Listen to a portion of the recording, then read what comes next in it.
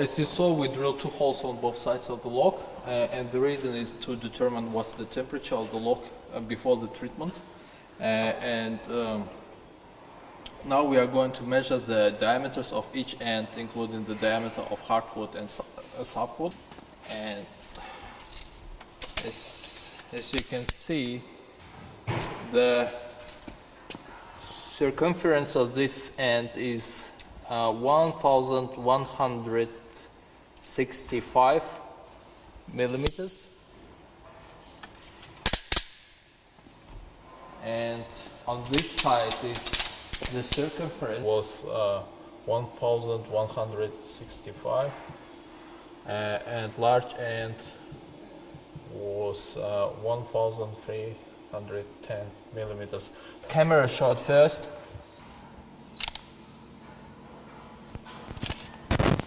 So now we are going to mark the date.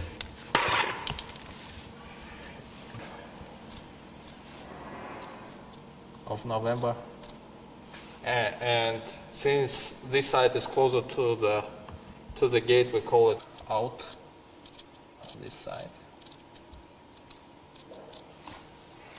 Can I have the ruler, please? So the diameter of the hardwood is around 190 millimeters. As you can see, this is a large end. And it has like bigger diameter and also the bigger hardwood. On that side it was 190, but on this side it's a little bit hard to determine here because the color is quite similar to softwood. But in this case we just take it approximation, and it is around 171 millimeter of small end diameter, and also 1310 divided by pi. It's 417 millimeters. 3290 millimeters. The colder the lock, the more energy it requires. So theoretically there will be a difference to treat the lock in summer and winter, and also smaller the hardwood and the larger the softwood, the more energy the lock requires. So there are several parameters which affect the total amount of energy.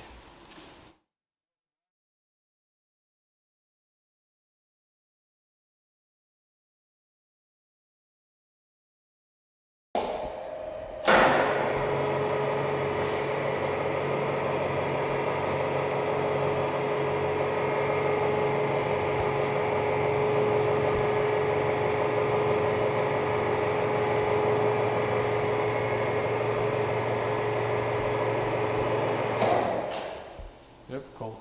Essentially it is a cereal husk mixed with water, and we added also some salt. It's like a breakfast cereal.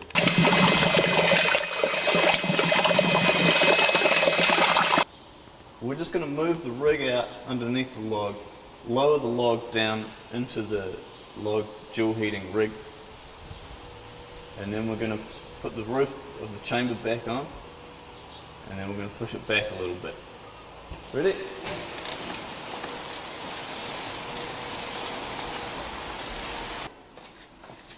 Keep that going on.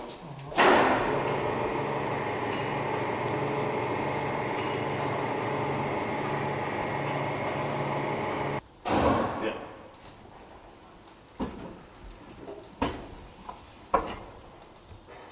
How's that? It's back to one finger again. Yeah, like if you hold it like this, it's now 2 fingers on my side. Yeah, same here. Yeah, so we've got too much room here, so we're just going to pull this in a little bit. Nirjan, how many fingers have you got? Yeah, 2.5. 2.5? Yep. Okay, so we're just going to lower it.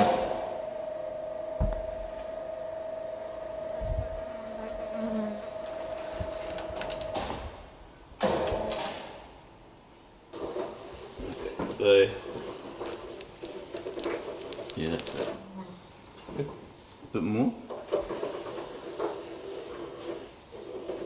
Yeah, that'll do. Yep, cool.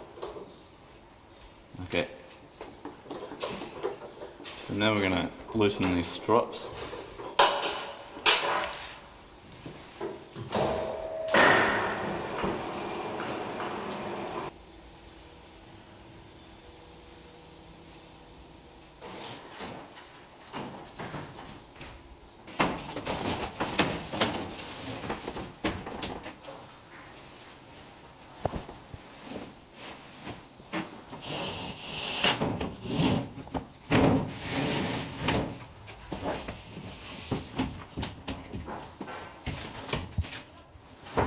So we're going to roll this carpet underlay just to keep this chamber nice and warm.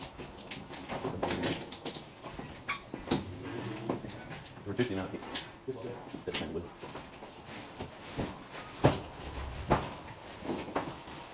Yeah, if you can. Hang on.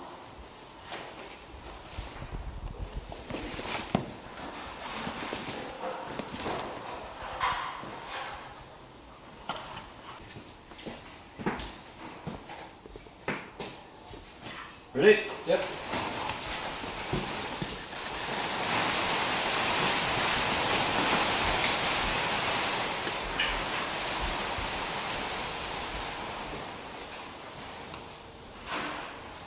Well, the sides of the chamber don't sort of sway out and then we lose the whole thing.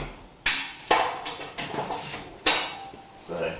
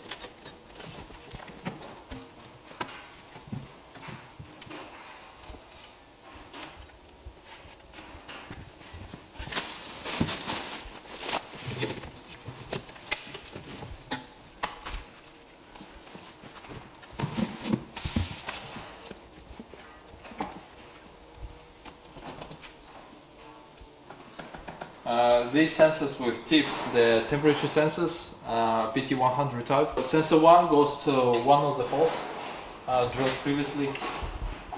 Sensor 2 will go to this end and we'll insert it into the hole right here. Sensor 4 will measure the temperature at this area. And we have 4 additional temperature sensors. We can measure temperature and relative humidity, and we just put them on the beam. 4 and sensor 3, 2 and 1. So what's actually happening is we're logging temperatures now. So Nirjan, we got RTD 1, 2 and 4, is that right? And 3 should be also on. Yeah, 3's on. So 4 of these guys. Yep. And we've got the chamber temperatures here. So the chamber temperatures were just those standalone chamber and relative humidity sensors. And each of these RTDs, there's 12 of them, and we've got they've got like a stick that protrudes out, and that's the temperature probe. So that's what they look like. So 2 of these sensors are embedded in either end of the log. That's RTD 1 and 2. They measure the internal temperature of the log and it should be like the equilibrium temperature. And they're reading about 16 degrees on average.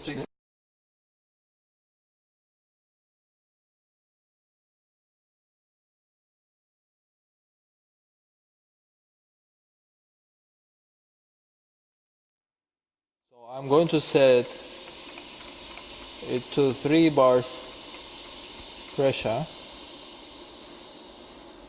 So now the whole system is under 3 bar pressure, and which is enough to compress the lock. Now we are going to take the sensor 1 out of the lock and leave it nearby the sensor 3. So both of them will record the temperature of the chamber.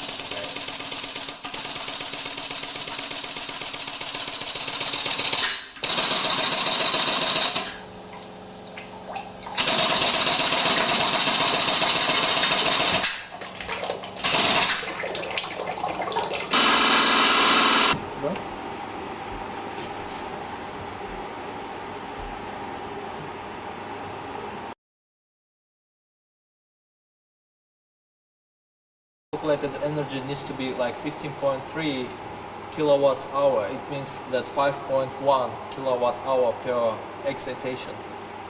Actually using to control the power into the log, and we're going to set it up so that it achieves the results according to the 1D model which Nojan just showed us. And what the model showed us was that it needs 3 excitations, each of 5.1 kilowatt hours, to give the total of 15.3 kilowatt hours. When I press this button marked start, that red LED will come on, and this box will tell this box, which is the Foster regulator console, to increase the voltage, which we'll see come up on that voltage meter, until it reaches a preset point, and the current will come up too, according to the actual resistance of the log, until it reaches the 100 kilowatt set point.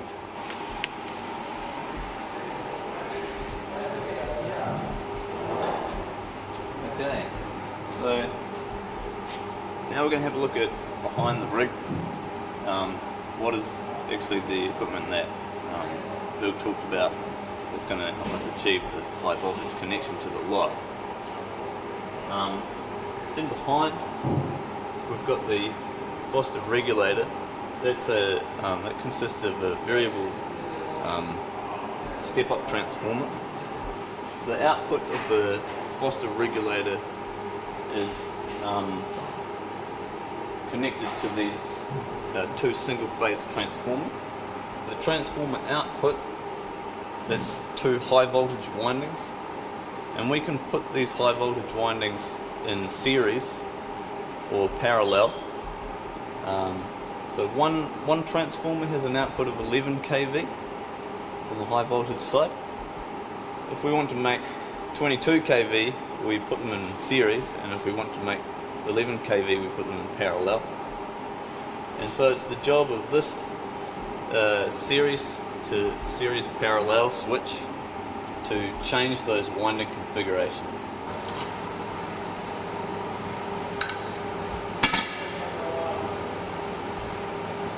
So turn the main breaker on, and that's it. Okay, Foster regulator on. And now breaker on the Foster, we're going to close it. Yep. Doesn't always work first time. That's got it. Blank. So now, without further ado, and go. Red light on. The voltage and current, the sine wave starting to come up. And the red one at the bottom is the power. Current's slowly ramping up. And so we can see we've got the left hand electrode and the right hand electrode. And so we're applying power now.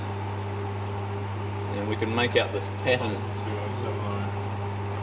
of the current distribution into the log. We can start to see a significant ring here,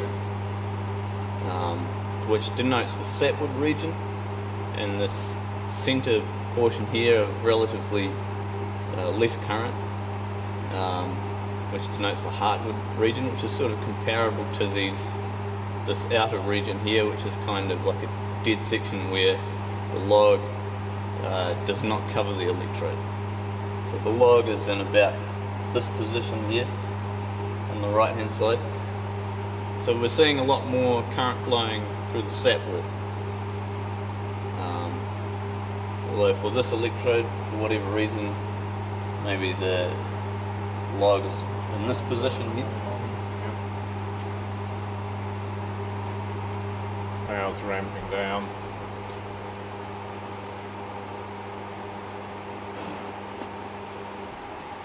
So that's Now we've excitation got 1. Yep, we got a 10-minute relaxation starting now. And the stopwatch is running.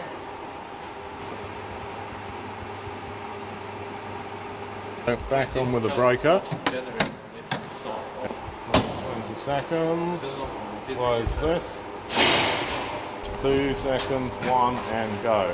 Okay, we're going live again now. So we started about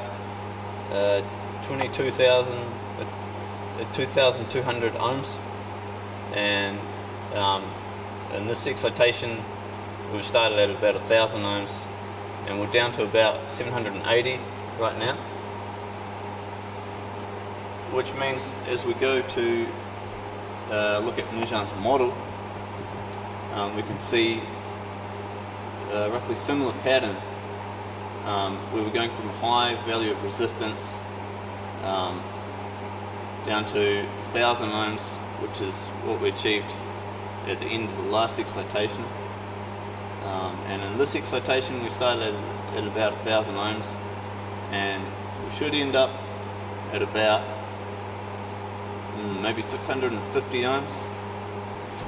We finished the excitation and the voltage is winding down. And we put just over 10.8 kilowatt hours in, so we put pretty much 2/3 of the energy, I should say, into the log now, which is what we'd expect. And we're now just about to start the second relaxation period. And the volts reach 0, so we turn the power off and starting the second relaxation period. And you would just like to flick off that breaker there. 9, 8, 7, 6, 5, 4, 3, 2, 1, go. Exactly 10 minutes of relaxation. Here come the volts.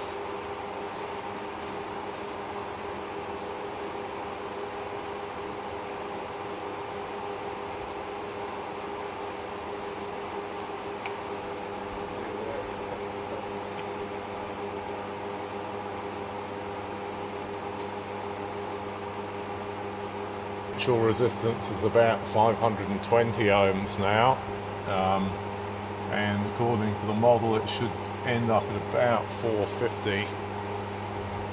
As it gets hotter, the resistance always decreases as the mobility of the ions in the sapwood increases with temperature. About to finish. Yep. And we're now at 15.35 amps, so we're at the highest current we've ever been. Which is what the model says. It's pretty good. 0. Nojan's just adjusting the depth of the holes he's going to drill so that they all go to the same depth. Yep, you can get a bit of a feel for what it's like in there now.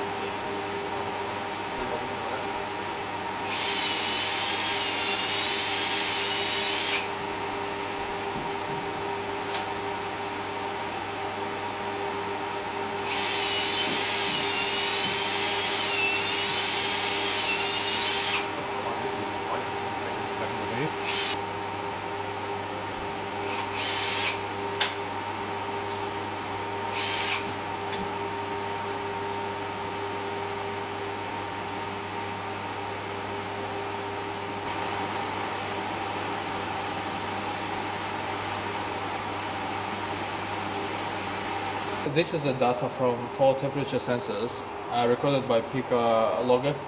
Temperature at 32 millimeter depth was around 73 degrees C. At 62 millimeters it was just below 60 degrees, and at 92 millimeter depth the temperature is rising, and currently it's 47 degrees, same as for 122 mil. The temperature is rising and it's already 37.5.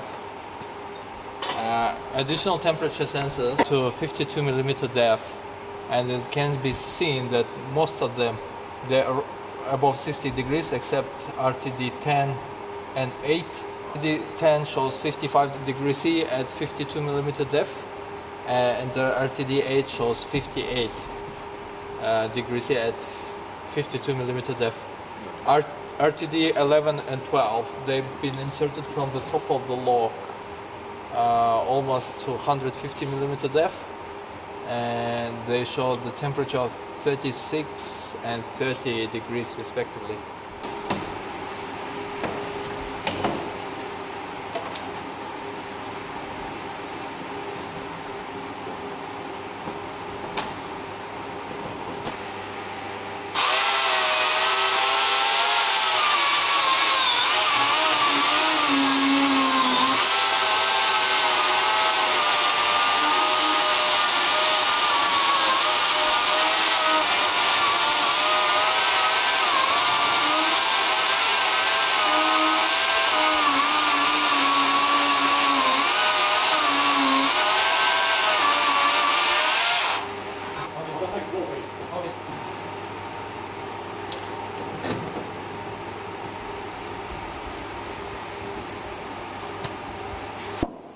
So we got at least a couple of knots there.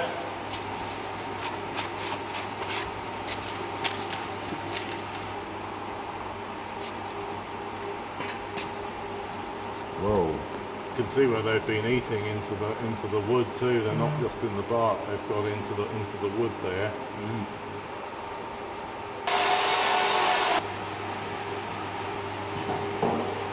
Just chuck it on the top, though. Need you stand.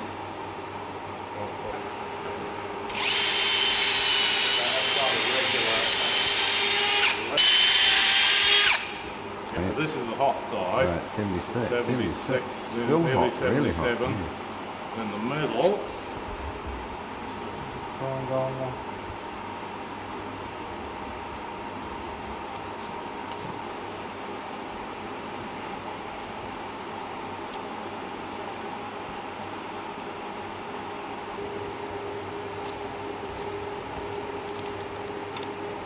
Oh yeah.